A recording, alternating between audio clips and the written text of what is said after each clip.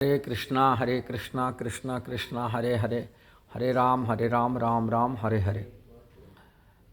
आज एक भक्त के फ़ोन आया था पुष्याभिषेक बारे में बताने के लिए।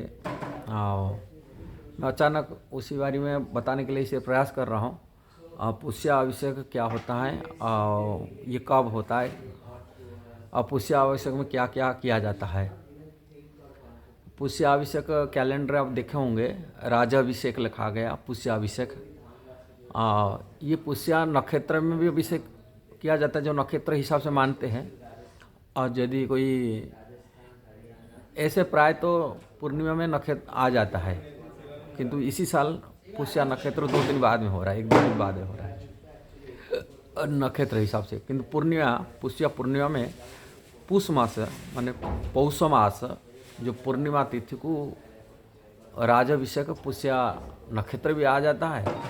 और करते कभी कभी नक्षत्र और तिथि हिसाब से थोड़ा भेद आ जाता है। जैसे जन्माष्टमी में कई लोग अष्टमी तिथि में होता है पालन करते हैं, किंतु नक्षत्र हिसाब से जो जन्माष्टमी पालन करते हैं, रोहिणी नक्षत्र आएंगे तो भगवान कृष्ण का रोहिणी नक्षत्र पालन करते हैं। जैसा ही रामानुज वैष्णव लोग विशेष करके वो लोग को नक्षत्र हिसाब से जन्माष्टमी व्रत करते हैं, कारण नक्षत्र देखते हैं भगवान की। वो हम लोग इसलिए वैष्णव जो अलग वैष्णव लोग जो अष्टमी तिथि में करते हैं, वो लोग 1-2 दिन बाद में भी करते हैं, उनका जन्माष्टमी व्रत रखते हैं। और ऐसे ही नक्षत्र हिसाब से देखेंगे, इसी साल 13 तारीख को पूर्णिमा पड़ रहा है, पौष पूर्णिमा, और नक्षत्र द्वितीय को पड़ रहा है। माने माघ मास हो जाता है, माघ द्वितीय तिथि को पड़ रहा है, 15 तारीख को पड़ रहा है, 15 जनवरी को पड़ रहा है, किंतु 13 तारीख की पूर्णिमा है। और 13 तारीख के दिन तिथि हिसाब से जो किया जाता है पूर्णिमा में, ये राजाभिषेक कहा जाता है। इसमें राजा लोग अभिषिक्त होते थे, अभिषेक कहा जाता है। अब भगवान के मध्य अभिषेक, नंद बाबा के मध्य ये भगवान कृष्ण को अभिषेक किए थे पुष्या पूर्णिमा में। और भगवान राम जी भी उनका भी भगवान राम जी का भी राजाभिषेक हुआ था ये पुष्या पूर्णिमा में, राजाभिषेक कहा जाता है। और उसी दिन भगवान को मध्य अभिषेक किया जाता है। ये हरिभक्ति विलास में सनातन गोस्वामी जो कोट किए थे, हरिभक्ति विलास में लिखा है 5 सेर घी में, कारण ठंडी का मौसम होता है, ठंडी में दही दूध ऐसे अभिषेक नहीं होता है, घी में 5 शेर का हिसाब माना जाता है। पहले ज़माने में शेर का हिसाब माना जाता था, किलो हिसाब से नहीं, शेर मतलब 1200 ग्राम घी होना चाहिए। एक शेर को तो 1200 ग्राम। ऐसे ही घी में अभिषेक कराने के लिए भगवान को कहा जाता है। और कई वैष्णव लोग जो होते ये पुष्याभिषेक में भगवान को अभिषेक करते हैं। विशेषकर दक्षिण भारत में जो अभिषेक भगवान की होता है वो घी में अभिषेक होता है, और वैष्णव लोग करते हैं।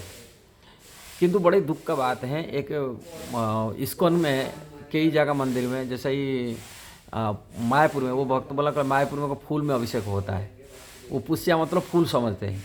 और ये शुरुआत वास्तव की चौपाटी मंदिर में, जो इस्कॉन चौपाटी है, इससे शुरू हुआ था ये फूल में अभिषेक करने का। फूल का अभिषेक पुष्या नक्षत्र कोई शास्त्र में लिखा नहीं हुआ, किंतु ये लोग पुष्या पुण्य को पुष्प सोच लिए, इसी विचार करके सोच कर अपने हिसाब से उन्होंने मनोधर्म में अभिषेक कर रहे। ये मनोधर्मी की विचार है। कोई फूल में, ठंडी में फूल में अभिषेक करने के लिए, घी में अभिषेक करने के लिए हरिभक्ति विलास में कहा गया। इसलिए ऐसा ही जो धर्म प्रचारते ये वास्तव में इस्कॉन के लिए घातक है। इस्कॉन में सबसे ज़्यादा घातक काम चौपाटी वाला ही कर रहे हैं आज के लिए। कहाँ वो लोग सोचते हैं हम लोग इंजीनियर डॉक्टर सब हम सब जुड़े हुए हैं, ज़्यादा पढ़े लिखे हैं, हम सब जो दिमाग वाला हैं, किंतु वो इसलिए इस्कॉन को शास्त्रों को ठीक से फॉलो नहीं कर रहे। एकादशी नियम को पालन नहीं कर रहे हैं। एकादशी में कुछ भी खा लेते हैं वो लोग, खाली ग्रेन मतलब सोचते हैं, राइस दाल सब्जी सोचते हैं, हर सब्जी खा लेते हैं, कुछ भी टमाटर गाजर फाजर कुछ भी खा लेते हैं। कोई नियम जैसे पद्म पुराण में कहा गया वो नियम को तोड़ देते हैं। अब व्रत उपवास देखने से कोई भी केवल जन्माष्टमी रखेंगे, और सब व्रत में जैसे उपवास रखा गया, जैसे नरसिंह भगवान के नरसिंह शाम को आते ग्रेन खाने लगेंगे, ऐसे लोग व्रत को तोड़ रहे हैं। ये इस्कॉन के लिए बहुत बड़ा घातक है। इसलिए ऐसे चौपाटी वाला के लोगों से दूर रहना चाहिए और शास्त्रों को नियम से पालन करना चाहिए, तभी वैष्णव संस्कृति बचेगा। बिना सदाचार में कोई वैष्णव होने का नहीं हो नहीं सकता।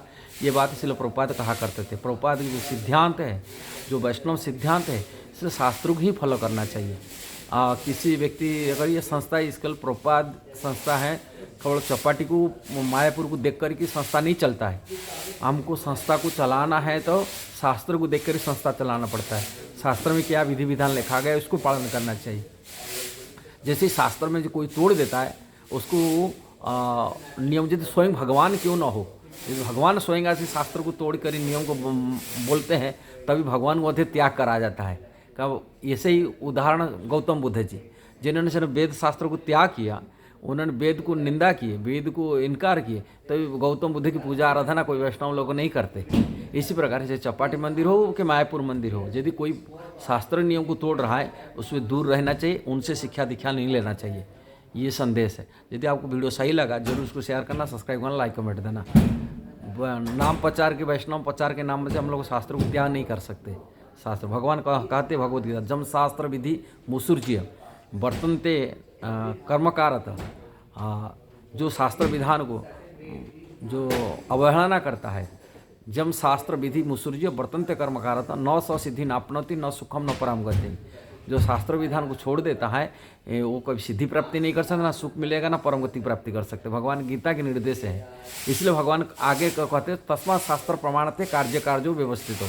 इसलिए शास्त्र प्रमाण को जानकर ही कार्य करना चाहिए, जैसा जीवन में सिद्धि मिल सकता है। भगवान की बात है, भगवद गीता की बात है। और इसीलिए हरिभक्ति विलास सनातन गोस्वामी जो बना है, उन्होंने शास्त्र की कोट करी बना है। अलग अलग पुराण के अलग अलग शास्त्र में क्या लिखा गया, क्या विधि विधान है, उन्होंने वैष्णव एडिकेट ग्रंथ बनाया। और रूप गोस्वामी मध्य भी भक्ति का जो सिद्धांत बात को उन्होंने समस्त वैदिक शास्त्र को चुने हुए श्लोकों को, पूरा सार को उन्होंने प्रस्तुत किए। रूप गोस्वामी भक्ति रसामृत सिंधु में प्रस्तुत किए। किंतु इसलिए शास्त्र को तोड़ करके यदि कोई नियम को पालन को तोड़ देता है तभी हमें उसको इनकार करना पड़ता है। अपनी मनोधर्म की अपनी बुद्धि लगाना नहीं चाहिए। उसमें शास्त्र में जो लिखा है उसको आज ही पालन करना चाहिए। ये शिल प्रभुपाद का कहने का बात है और प्रभुपाद की यही सिद्धांत है। यदि ये वीडियो सही लग रहा है जरूर उसको शेयर करना, सब्सक्राइब करना, लाइक कमेंट देना। हरे कृष्णा।